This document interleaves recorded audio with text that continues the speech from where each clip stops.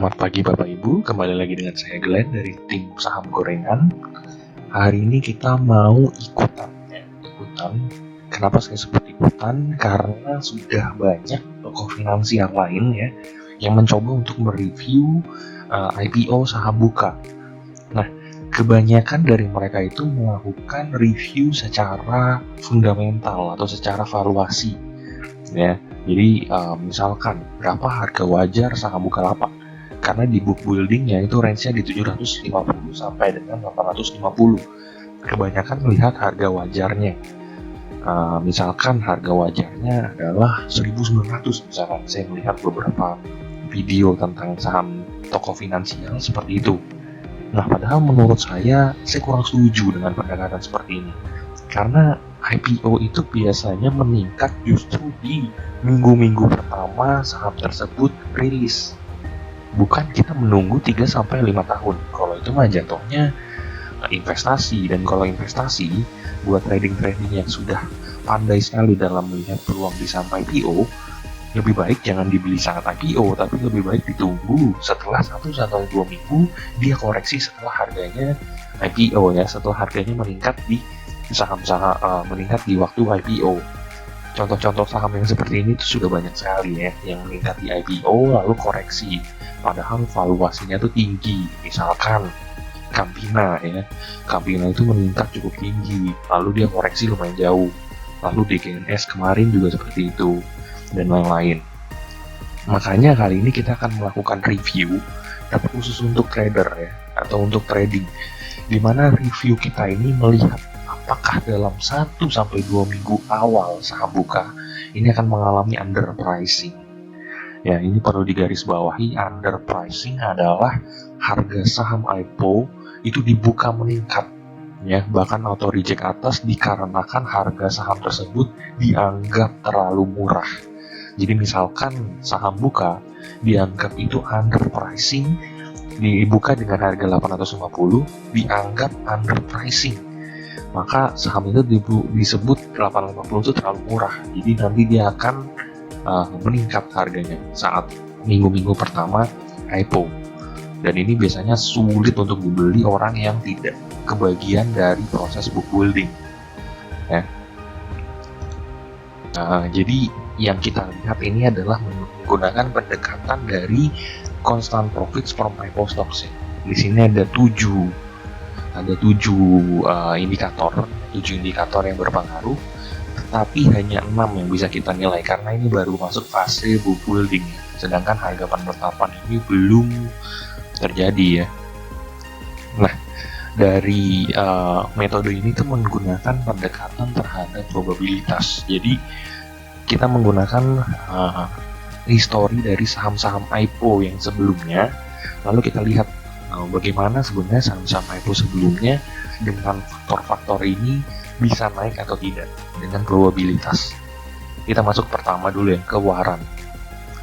Ya, jadi saham-saham IPO dianggap menarik atau dianggap akan kemungkinan persentasenya untuk mengalami underpricing itu tinggi jika dia memberikan waran.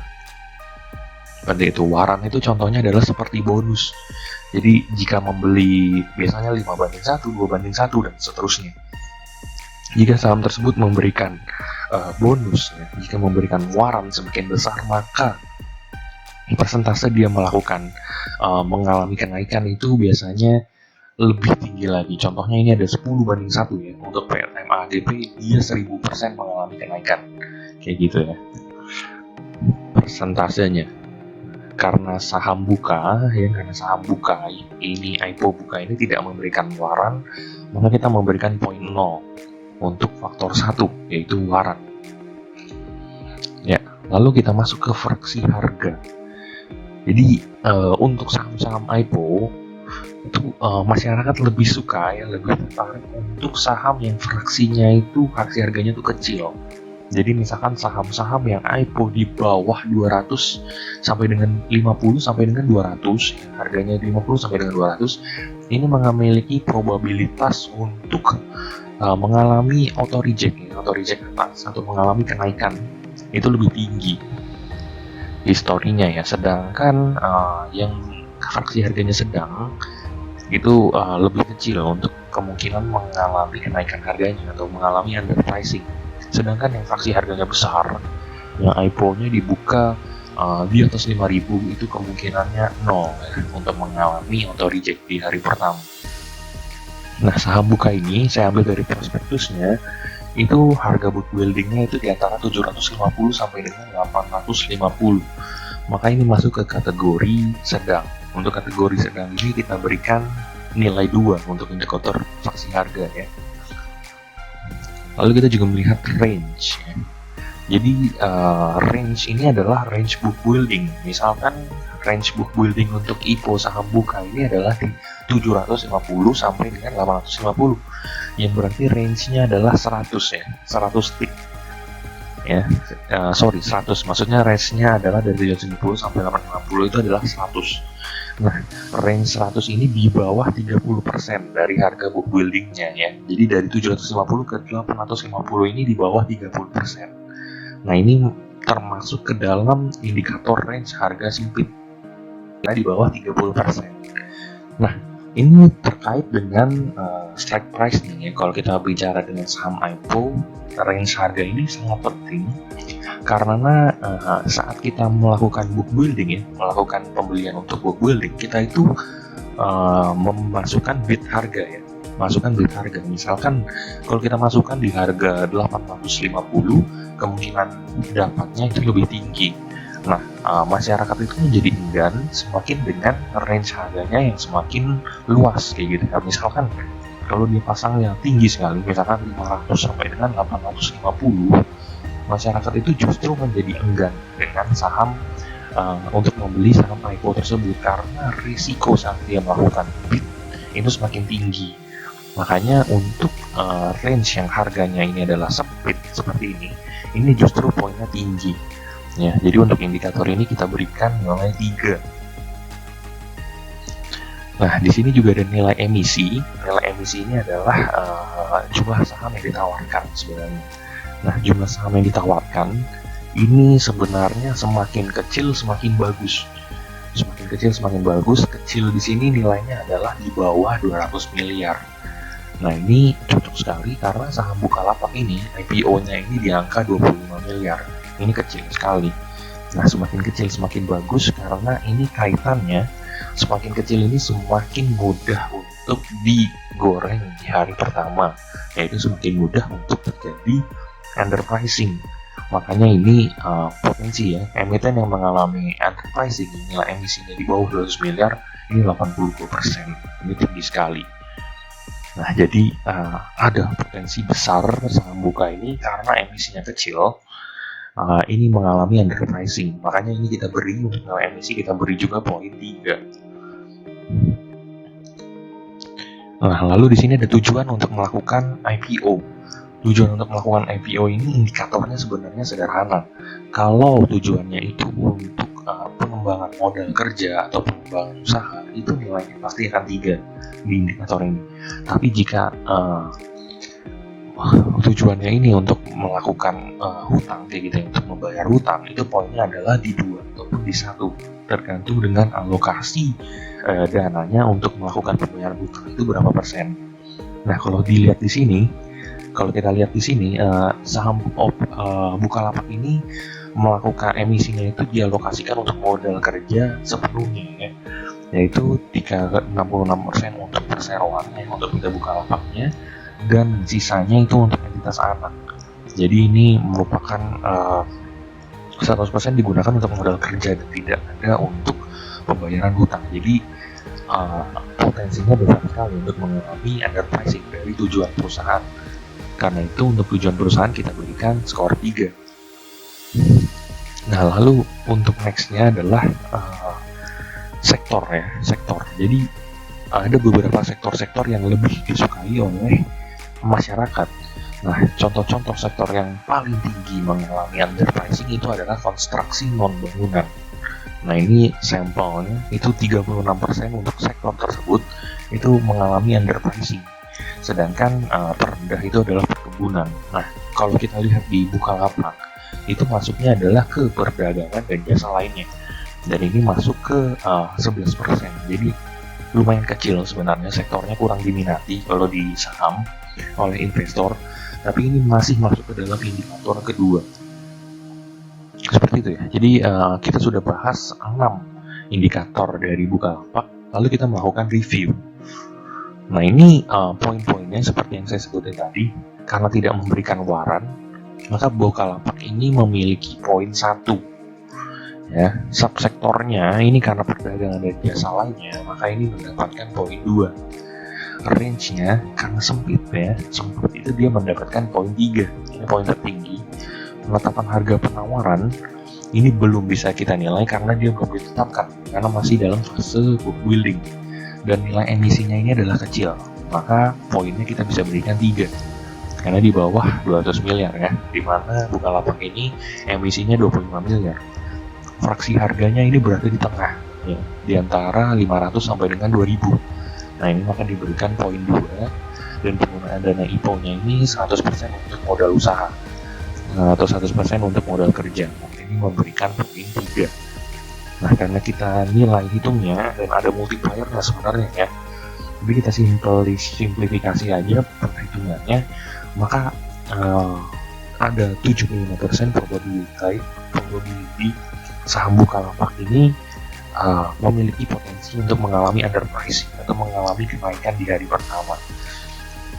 Nah sebenarnya angka 75% ini cukup tinggi ya dibandingkan dengan saham-saham lain, karena buktinya saham-saham lain seperti contohnya penilaian untuk JIAA dan BOS dan lain-lain, saham lain itu cukup sebenarnya hanya mencapai di angka 50-60%, tapi tetap mengalami underpricing di hari pertama saham tersebut rilis. Jadi untuk saham Bukalapak ini potensinya tinggi sekali untuk mengalami underpricing. Seperti itu. Saya rasa review untuk saham IPO Buka cukup ya sampai sini ya. Terima kasih. Nah ini masuk ke dalam kategori fraksi harga, range harga yang sempit karena di bawah 30%. Nah ini terkait dengan strike price-nya ya. Kalau kita bicara dengan saham IPO, range harga ini sangat penting karena saat kita melakukan book building ya, melakukan pembelian untuk book building, kita itu memasukkan bid harga ya, masukkan bid harga. Misalkan kalau kita masukkan di harga 850, kemungkinan dapatnya itu lebih tinggi. Nah, masyarakat itu menjadi enggan semakin dengan range harganya yang semakin luas kayak gitu. Nah, misalkan kalau dia pasangnya tinggi sekali, misalkan 500 sampai dengan 850, masyarakat itu justru menjadi enggan dengan saham untuk membeli saham IPO tersebut karena risiko saat dia melakukan bid itu semakin tinggi. Makanya untuk range yang harganya ini adalah sempit seperti ini justru poinnya tinggi. Ya, jadi untuk indikator ini kita berikan nilai 3. Nah, di sini juga ada nilai emisi. Nilai emisi ini adalah jumlah saham yang ditawarkan sebenarnya. Nah, jumlah saham yang ditawarkan ini sebenarnya semakin kecil semakin bagus. Semakin kecil semakin bagus. Kecil di sini nilainya adalah di bawah 200 miliar. Nah, ini cocok sekali karena saham Bukalapak ini IPO-nya ini di angka 25 miliar. Ini kecil sekali. Nah, semakin kecil semakin bagus karena ini kaitannya semakin kecil ini semakin mudah untuk digoreng di hari pertama, yaitu semakin mudah untuk terjadi underpricing. Makanya ini potensi ya, emiten yang mengalami underpricing, nilai emisinya di bawah 200 miliar ini 82%. Ini tinggi sekali. Nah, jadi ada potensi besar saham Buka ini karena emisinya kecil. Ini mengalami underpricing, makanya ini kita beri untuk nilai emisi, kita beri juga poin 3. Nah, lalu di sini ada tujuan untuk melakukan IPO. Tujuan untuk melakukan IPO ini indikatornya sebenarnya sederhana. Kalau tujuannya itu untuk pengembangan modal kerja atau pengembangan usaha, itu nilainya pasti akan 3 di indikator ini. Tapi jika tujuannya ini untuk melakukan hutang kayak gitu, untuk membayar hutang, itu poinnya adalah di 2 ataupun di 1, tergantung dengan alokasi dananya untuk melakukan pembayaran hutang itu berapa persen. Nah, kalau dilihat di sini, kalau kita lihat di sini saham Bukalapak ini melakukan emisinya itu dialokasikan untuk modal kerja sepenuhnya ya, yaitu 66% untuk perseroannya untuk kita Bukalapaknya, dan sisanya itu untuk entitas anak.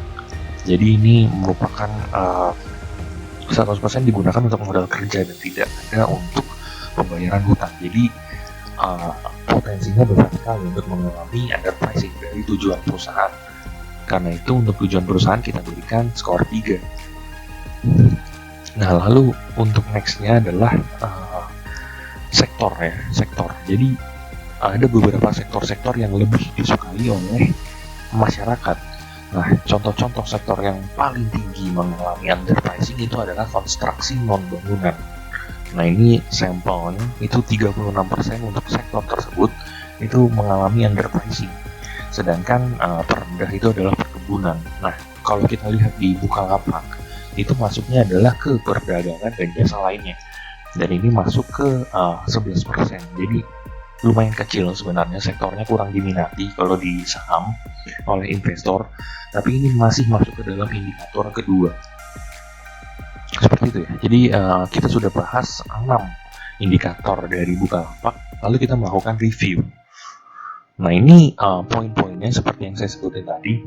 Karena tidak memberikan waran, maka Bukalapak ini memiliki poin 1 ya. Subsektornya ini karena perdagangan dan jasa lainnya, maka ini mendapatkan poin 2. Range-nya karena sempit ya, sempit itu dia mendapatkan poin 3. Ini poin tertinggi.